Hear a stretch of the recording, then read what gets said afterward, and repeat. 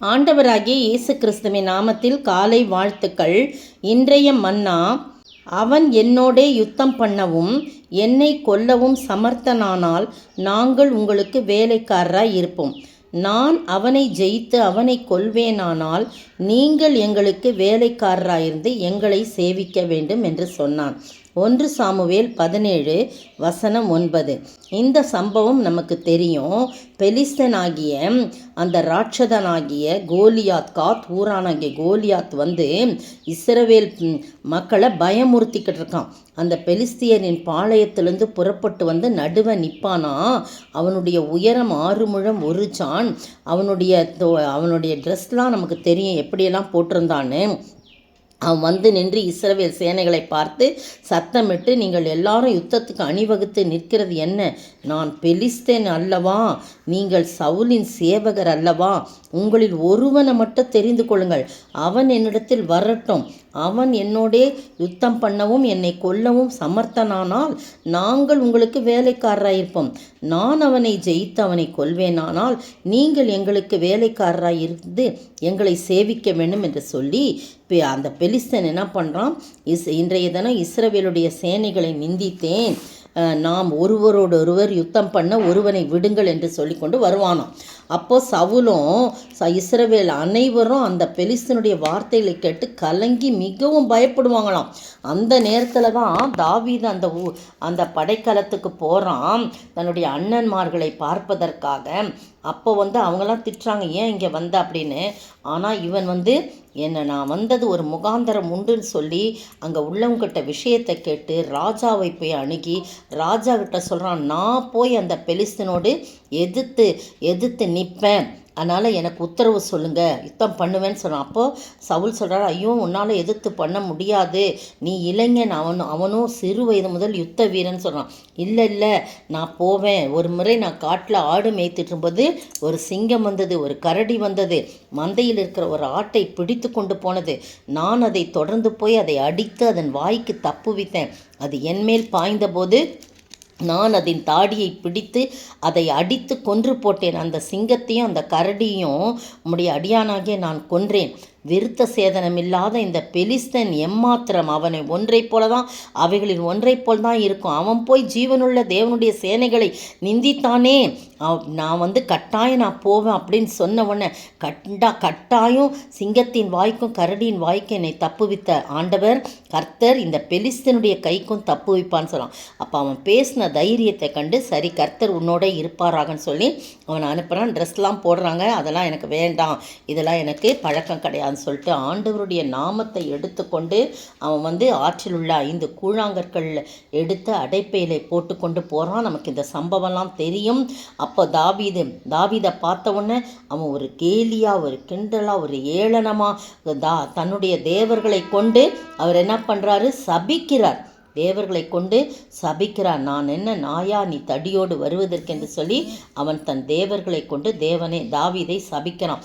அப்போ வா, உன் சரீரத்தை நான் கொன்ற ஆகாயத்து பறவைகளுக்கும் காட்டு மிருகம் கொடுப்பேன்னு சொன்னான். அப்போ தாவீது சொல்கிறாரு, என்ன பெலிஸ்தனை நோக்கி, நீ பட்டயத்தோடும் ஈட்டியோடும் கேடகத்தோடும் என்னிடத்தில் வருகிறாய், ஆனால் நானோ நீ நிந்தித்த இஸ்ரவேலுடைய இராணுவங்களின் தேவனாகிய சேனைகளுடைய கர்த்தரின் நாமத்தில் நான் வருகிறேன். இன்றைய தினம் உன்னை தான் கர்த்தர் என் கையில் கொடுப்பாரு. உன் தலையை உன்னை விட்டு வாங்கி உன்னை கொன்று பெலிஸ்தருடைய பாளையத்தின் பிணங்களை இன்றைய தினம் ஆகாயத்து பறவைகளுக்கும் பூமியின் காட்டு மிருகங்களுக்கும் நான் கொடுப்பேன். என்னோடு கூட நீ உன்னுடைய பெரிய பலத்தை நம்புறியா? என்னோடு கூட உன்னை காட்டிலும் பெரிய வல்லமையுடையவர் இருக்கிறார், அவருடைய நாமத்தினாலே நான் இப்படி செய்வேன், எல்லாரும் அறிஞ்சு கொள்வாங்க பார்க்குறவங்களாம் அப்படின்னு சொல்லிட்டு கர்த்தர் பட்டயத்தாலும் ஈட்டியாலும் ரட்சிக்கிறவர் அல்ல என்று இந்த ஜனக்கூட்டமெல்லாம் அறிந்து கொள்ளும். யுத்தம் கர்த்தருடையது. அவர் உங்களை எங்கள் கையில் ஒப்புவிக்க உங்களை சேவிப்போமா? நீங்கள் தான் ஜீவனுள்ள தேவனுடைய பிள்ளைகளுக்கு அடிமைகளாய் வர வேண்டும். நாங்கள் உம்மை ஒரு நாள் சேவிக்க முடியாது. கர்த்தர் பெரியவர், அவர் வல்லமையுடையவர், அவர் ஜீவனுள்ளவர். நீ எப்படி நிந்திக்கான்னு அவனுக்கு அப்படியே ரத்தம் கொதிச்சு பேசுகிறான். அப்போ அந்த பெலிஸ்தன் எழும்பி தாவீதுக்கு பொடியை இப்படி பேசுகிறானேன்னு எதிராக கிட்டி வரும்போது தாவீது தீவிரமாய் அந்த பெலிஸ்தனுக்கும் எதிராக ஓடி தன் கையை அடைப்பத்திலே போட்டு அங்கிருந்த அதிலிருந்து ஒரு கல்லை எடுத்து கவனிலே வைத்து சுழற்றி பெலிஸ்தனுடைய நெற்றியிலே பட எறிகிறான். அந்த நெற்றி மட்டும்தான் கொஞ்சோண்டு காலியாக இருக்குது, அது பட எறிகிறான். அந்த கல் அந்த நெற்றியில் பதிந்து போனதுனால அவன் தரையில் முகம் குப்புற விழுந்தான். யாரை சேவிக்கிறாங்க, அப்படியே குப்புற விழுறான். அவனுடைய அந்த நெஞ்சில் போட்டிருக்கிற அந்த பிரேஸ்லெட்டு, அப்படியே பிளேட்லெட்டு, செஸ்ட்டு பிளேட்லெட்டு, அதெல்லாம் அவனை அழுத்தி என்ன ஆயிடுச்சு, அவன் இறந்து போயிடுறான். அப்போ இவன் போய் அவனை வாளை எடுத்து அவனை கொன்று போட்டான். தாவீதின் கையில் பட்டயம் இல்லாதிருந்தது. பார்த்தீங்களா, ஓடி போய் அவன் விழுந்த உடனே அவனை போய் என்ன பண்ண, ஒரே கல்லினாலே பெலிஸ்தனை மேற்கொண்டு அவனை மடங்கடித்து அவனை கொன்று போட்டான். முகம் குப்புற உழுந்தான் போட்டிருக்கு. எப்படி பாருங்கள், எல்லாம் நசுங்கி அவன் இறந்துட்டான். அதுக்கு பிறகு ஓடி போய் பட்டயத்தை உருவி அவன் தலையை எடுத்து அதை அந்த வீரன் செத்து போனான்னு சொல்லி என்ன பண்ணுறாரு, ராஜாவுக்கு அனுப்புகிறாரு அந்த தலையை.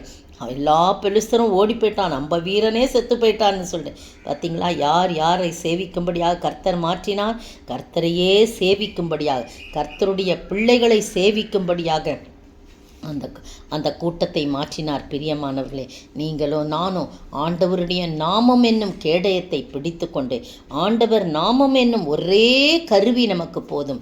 அது இருந்தால் யாரையும் நம்ம சேவிக்க வேண்டியதில்லை, எந்த உலகத்தின் மக்களையும் நாம் சேவிக்க வேண்டியதில்லை. என் ஆண்டவரையும் ஆண்டவருடைய பிள்ளைகளுக்கும் நாம் பணி செய்யும்படியாக கர்த்தர் நம்மை மாற்றுவார். அப்படிப்பட்ட ஆசீர்வாதத்தை தாவீதை போல நாம் பெற்று வாழ தைரியத்தையும் பலத்தையும் சத்துவத்தையும் ஆண்டவர் தாமே தருவாராக. ஆமீன். கர்த்தர் துணை நின்று யுத்தம் செய்வாரே, கலங்கி நிற்க காரணங்கள் இல்லையே, கைகளை தளர்த்திடாமல் தாங்கியே கர்த்தரேசு சத்யாவி நிற்கிறார். கர்த்தர் நல்ல யுத்த வீரரே, அல்லேலூயா, கர்த்தர் நல்ல யுத்த வீரரே. சோத்திரிக்கிற ஆண்டவரே, துதிக்கிற ராஜா, வாழ்த்துகிற வணங்கிறப்பா தகப்பனே, நீங்கள் எங்களுக்காக யுத்தம் செய்கிற தேவன்.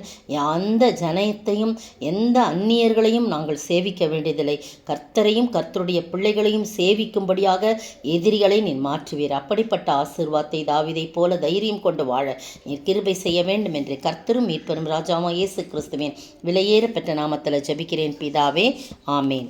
நேற்றைய பதில், கர்த்தராகிய இயேசுவே என் ஆவியை ஏற்றுக்கொள்ளும் என்று ஸ்தேவான் தொழுது கொள்ளுகையில் அவனை கல்லெறிந்தார்கள்.